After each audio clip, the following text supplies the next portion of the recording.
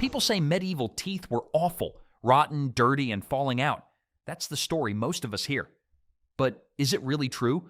Before jumping to conclusions, maybe it's time to look at what people really did to take care of their teeth. Starting with how they cleaned them without a toothbrush.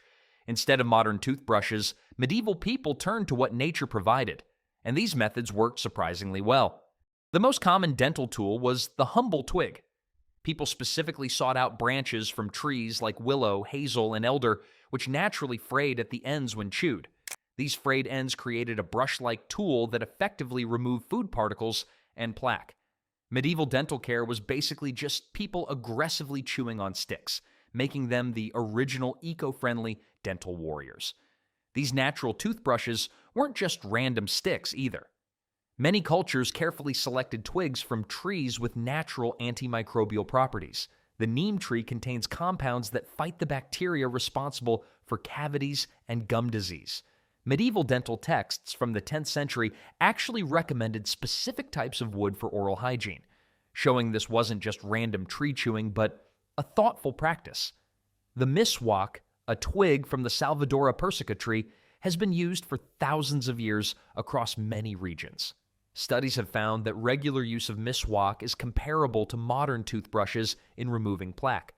This natural tool contains natural fluorides, silica, and resins that not only clean teeth, but actually help rebuild tooth enamel. What makes these natural tools even more impressive is their availability. Unlike today, where you need to visit a store to buy dental supplies, medieval people could simply step outside and find what they needed growing freely. Different regions develop preferences for specific trees based on local availability and traditional knowledge passed down through generations. In many communities, knowledge of which trees made the best tooth cleaning implements was considered essential wisdom that every child learned. Beyond just cleaning, these natural toothbrushes provided another benefit modern dentists still recommend: gum stimulation. The chewing and rubbing action helped increase blood flow to the gums, strengthening them and helping prevent gum disease. This is something many modern people miss, even with their fancy electric toothbrushes. For areas between teeth that twigs couldn't reach, medieval people used horsehair, pig bristles, or thin plant fibers as a type of natural dental floss. Some cultures even used bird feathers with the quill split to get between teeth.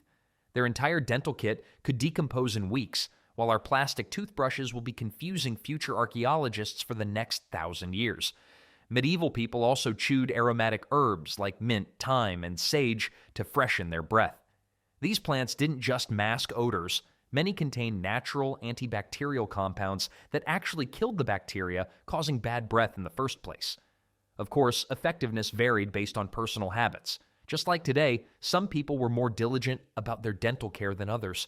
Not everyone took the time to carefully chew their willow twigs or rub herbs on their gums, but those who did maintain good oral hygiene could achieve results that kept their teeth functional and relatively healthy. One ancient dental text suggested that for the best results, twigs should be chewed until they taste of blood, proving that no pain, no gain was the original medieval dental slogan. So while medieval people didn't have the convenience of modern toothbrushes, they managed to keep their teeth cleaner than we might expect. Their natural dental care routine worked with what they had available and focused on the basics: removing food particles, stimulating gums, and freshening breath. But cleaning wasn't the only factor in medieval dental health. What they used to polish their teeth after cleaning played just as important a role. After cleaning their teeth with natural brushes, medieval people needed something to really polish those pearly whites. Without modern toothpaste and convenient tubes, they created their own cleaning mixtures using ingredients found in nature. These homemade toothpastes might sound strange to us, but they contained elements that actually worked well for keeping teeth clean. Salt was one of the most common ingredients in medieval toothpaste. This everyday kitchen item provided the grit needed to scrub away plaque and food particles. Mixed with a bit of water to form a paste, salt became an effective cleaning agent. Records from the Middle Ages show that salt was recommended by folk healers specifically for teeth cleaning due to its abrasive quality. Medieval people basically brushed their teeth with what we'd put on our French fries, except their version didn't come with a side of burger, and nobody was asking if you wanted to supersize your dental care. A few months ago, I had no idea what a health ring even was until my fiancée got me one, and I have to say, I'm shocked this isn't a widely known and used product. It tracks my stress levels, and what I found out is that some supplements made my stress score spike, while others actually helped bring it down. I adjusted a few things based on that, and honestly, I feel 10 years younger. My wife mainly uses it to track her menstrual cycles, and she is obsessed with her sleep quality score. I noticed they are currently running a limited 69% discount, but I don't know how long it will last. It's currently only $60, and it's clear. This one is the best bang for your buck, with other health rings priced around $350 with less functions. They managed to price it this low because they cut out the middleman like Amazon, Walmart, etc., who drive up the price and take a big margin, ending up with the customer paying 3 to 5 times more. If you are on TV, you can check it out yourself by pausing the video and scanning the QR code with your phone camera or clicking the first link in the description of this video. Another surprising ingredient was powdered charcoal. Made from burnt wood, charcoal has natural absorbing properties that pull toxins from the mouth. It also helped whiten teeth by absorbing stains and colored particles. Texts from the 12th century mention charcoal as a tooth whitening remedy. Modern science backs this up. Activated charcoal is still used today in some natural toothpastes for the same purpose. Long before trendy Instagram influencers were selling $50 charcoal whitening products, medieval peasants were already using it daily. They were hipsters before it was cool. Herbs played a major role in medieval dental care too. Mint was the most popular choice, used for its fresh taste and breath-freshening abilities. Medieval healers also used thyme, sage, and rosemary, not just for flavor, but because these herbs contain natural antiseptic compounds that fight bacteria in the mouth. A mixture from a 15th century manuscript calls for dried mint, salt, and sage ground together with water to form a paste. Honey might seem like an odd choice for cleaning teeth, given its sweetness, but it was occasionally included in medieval tooth powders. Unlike processed sugar, raw honey contains hydrogen peroxide and has antibacterial properties. When used as part of a cleaning mixture, it helped kill harmful mouth bacteria while making the mixture taste better. The abrasive action of these ingredients removed plaque without damaging enamel. Ground eggshells, crushed cuttlefish bone, and fine sand were sometimes added for extra scrubbing power. These worked because they were just rough enough to clean without scratching tooth surfaces. They had no idea what plaque was back then, but they knew that scrubbing teeth with gritty stuff made them feel clean. Medieval dentistry operated on the "if it hurts, it's working" principle. Some of these homemade toothpastes were quite sophisticated. A recipe from the Arab world combined burnt bread, salt, honey, and dried roses into a paste. Another combined crushed oyster shells with mint and wine. Wine and toothpaste meant you could have a drink while brushing your teeth, medieval multitasking at its finest. While these natural toothpastes kept teeth relatively clean, they lacked one critical ingredient found in modern versions: fluoride. Without this cavity-fighting compound, medieval people had to rely on their diet and cleaning habits to prevent tooth decay. Those cleaning habits worked well enough with their tooth-friendly diet, but other factors also played a role in medieval dental health. Did you know that wisdom teeth removal wasn't common in medieval times? Today, getting your wisdom teeth yanked out is almost a teenage rite of passage, but our medieval ancestors rarely needed this painful procedure. The secret lies in their jaws, specifically how their jaws developed compared to ours. Medieval people typically had larger, stronger jaws than we do today. This wasn't because they were genetically different from us.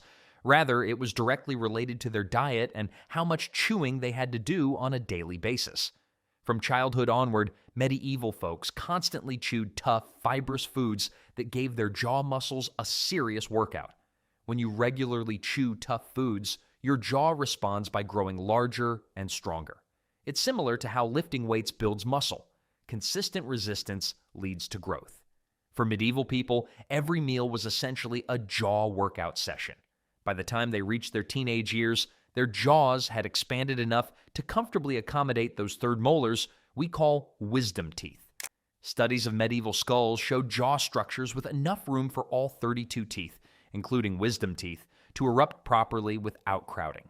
In contrast, modern studies suggest that about 85% of today's young adults don't have enough space for their wisdom teeth to emerge correctly. Medieval peasants never had to make that awkward phone call where they try to explain what they're saying while their mouth is stuffed with cotton gauze.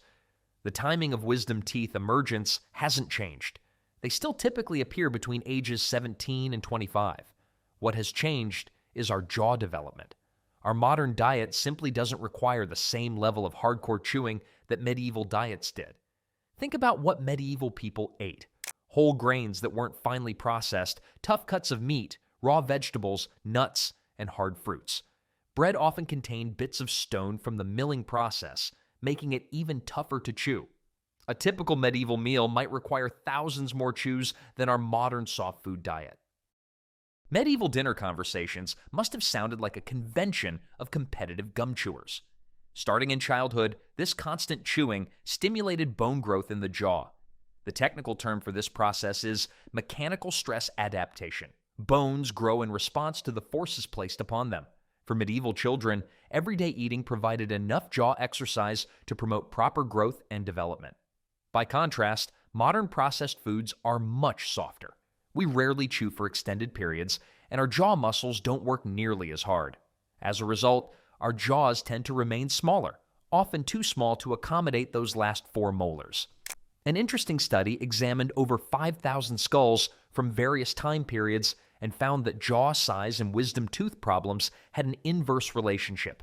As foods became softer through history, jaw size decreased and wisdom tooth impaction increased. So while medieval people faced many health challenges we don't have to worry about today, they did have one advantage. They rarely needed to have their wisdom teeth surgically removed. Their diet of tough, fibrous foods naturally solved a problem that now requires modern dental surgery for millions of people each year. This connection between diet and jaw development is just one aspect of how medieval food affected teeth. What medieval people ate played a huge role in keeping their teeth healthier than you might expect. Their diet was drastically different from what most of us eat today, and those differences had major implications for their dental health. Let's start with the most obvious difference: sugar consumption. In medieval times, sugar was an expensive luxury that only the wealthiest could afford. Most common people rarely tasted refined sugar in their entire lives. Instead, honey was the primary sweetener, and even that was used sparingly. Compare that to today, where the average American consumes about 70 pounds of added sugar every year. That's roughly the weight of a 10-year-old child. If you told a medieval peasant that future humans would eat 70 pounds of sugar annually, they'd assume you were describing royalty, not someone scrolling through social media while munching on their third sugary snack of the day. Without constant sugar exposure, medieval teeth faced far less acid attack from cavity-causing bacteria. These bacteria thrive on sugar, producing acid that eats away at tooth enamel. Medieval mouths simply didn't provide the sugar-rich environment that modern mouths do. The structure of medieval meals also protected their teeth. Rather than snacking throughout the day, most medieval people ate 1 or 2 main meals. This limited eating schedule gave their saliva time to neutralize acids and repair minor damage to tooth enamel between meals. Today, many of us snack constantly, never giving our teeth a break from acid attacks. The types of food medieval people ate provided natural cleaning action too. Fibrous vegetables, chewy whole grains, and tough meats required serious chewing, which stimulated saliva production. Saliva is nature's cavity fighter. It contains minerals that help rebuild tooth enamel and compounds that kill harmful bacteria. A fascinating study of medieval remains from a burial site in Sweden showed that only about 20% of teeth had cavities, despite the lack of modern dental care. Compare that to today, where 92% of adults have had at least one cavity in their permanent teeth. Medieval people were basically on a lifetime dental health plan called no sugar, lots of chewing. Today's equivalent would be brushing after every meal while saying no to every dessert, which sounds about as fun as a medieval Monday. Even the bread was different. Modern white bread is made from highly refined flour that breaks down into simple sugars almost immediately in your mouth. Medieval bread was coarser, less refined, and contained the whole grain. It didn't convert to sugar as quickly and required more chewing, both benefits for dental health. Water was the primary drink for most people, not sugary sodas or juices. While ale and wine were common, they weren't sweetened like many modern alcoholic beverages. Even the wealthiest medieval nobles couldn't access the range of sugary drinks we take for granted today. While their diet helped protect their teeth from decay, other aspects of medieval life could still cause dental problems. Despite having some dental advantages thanks to their low-sugar diet, medieval people weren't walking around with perfectly healthy smiles. They faced their own unique set of dental problems, just different ones than we typically deal with today. Let's explore what really damaged medieval teeth when cavities weren't the main culprit. The biggest tooth wrecker in medieval times? The food itself, but not because of sugar. Medieval bread often contained tiny bits of stone and grit from the milling process. Grain was ground between millstones, and small stone fragments inevitably ended up in the flour. Every bite of bread meant chewing on these abrasive particles, which gradually wore down tooth enamel over a lifetime. Evidence of this wear appears clearly in remains from the period. Studies of medieval skulls show distinctive patterns of tooth wear called abrasion, where the chewing surfaces are unnaturally flattened. By age 40, many medieval people had worn their teeth down significantly, sometimes all the way to the nerve, which must have been incredibly painful. Medieval dentistry's most common procedure was probably just screaming into a pillow. Hard foods posed another threat to medieval teeth. Nuts with shells, tough dried meats, and uncooked grains could crack teeth outright. A cracked tooth in an era without proper dental care often meant that tooth was doomed. Tooth fragments found at medieval sites show evidence of sharp breaks rather than decay-related damage. Teeth were also tools in medieval times. People used their teeth for tasks we would never consider today: gripping leather while working it, holding pins or needles while sewing, or cracking nuts. Each of these activities risked tooth damage or breakage. Women in particular show more tooth wear on front teeth, possibly from using teeth in textile work. Medieval LinkedIn profiles would have listed strong teeth as a job skill, right between plague survival and excellent jousting. Occupational hazards caused distinctive dental problems too. Tailors and seamstresses often show notches in their front teeth from holding pins. Archers have specific wear patterns from drawing bowstrings. Leatherworkers' teeth reveal damage from holding leather strips. Your teeth were essentially part of your toolkit in medieval times. Without modern dental care, infections posed a serious threat. Once a tooth was damaged or decayed, there were few good options. Some teeth were simply pulled out, often by the local barber rather than a specialized dentist. Others were left to abscess, potentially leading to dangerous infections that could spread throughout the body. Examination of medieval burial sites reveals that about 8% of skulls show evidence of dental abscesses, painful pus-filled infections at the tooth root. In severe cases, these infections could spread to the brain or bloodstream, becoming life-threatening. Tooth problems didn't just cause pain, they could kill. Treatment options were limited and often ineffective. Common remedies included herbal poultices, chewing on pain-relieving plants like cloves, or even applying heated metal directly to an aching tooth. None of these addressed the underlying infection. More drastic measures included bloodletting near the problem tooth or drilling holes in teeth to release bad humors, which likely made matters worse. One curious finding is that dental problems often varied by social class. Upper-class medieval people actually had more cavities than peasants, likely because the wealthy had access to sugar and refined foods. However, lower-class individuals show more evidence of broken teeth and occupational wear. Neither group had it particularly good when it came to dental health. While medieval teeth weren't riddled with cavities like many modern mouths, they faced different challenges that could be just as damaging. Their problem wasn't decay, it was wear, breakage, and lack of treatment options. Beyond diet and occupational hazards, another factor affected medieval dental health. Water quality played a surprising role in medieval dental health. In medieval times, people relied on fresh, clean water from wells, rivers, or springs, which didn't contain the chemicals or pollutants we find in tap water today. This natural water provided benefits for their teeth that we might not immediately recognize. Natural water sources in medieval times often contained minerals that were good for teeth. Depending on the region, well water might be rich in calcium, magnesium, or natural fluoride, all minerals that help strengthen tooth enamel. These naturally occurring minerals gave medieval people a dental advantage they weren't even aware of. Studies of medieval teeth from regions with naturally fluoridated water show significantly less tooth decay than those from areas without fluoride. This natural cavity protection worked quietly in the background, helping to offset some of the dental challenges they faced from their rough diet and limited dental care. Medieval people got their fluoride straight from the tap, except their tap was a wooden bucket lowered into a village well. No water treatment plants, no fluoride debates on social media, just nature doing its thing. Rivers and streams provided another advantage. They were often mineral-rich from flowing over rocks and soil. When people drank directly from these sources or collected water for drinking, they benefited from these minerals. The calcium and phosphorus found in many water sources help strengthen tooth enamel naturally. Medieval communities also used rainwater for drinking, especially in drier regions. Rainwater is naturally soft and pH neutral, meaning it's gentle on the teeth and doesn't contribute to acid erosion like some modern acidic beverages do. Collected in wooden barrels or stone cisterns, rainwater provided a clean drinking option that didn't harm teeth.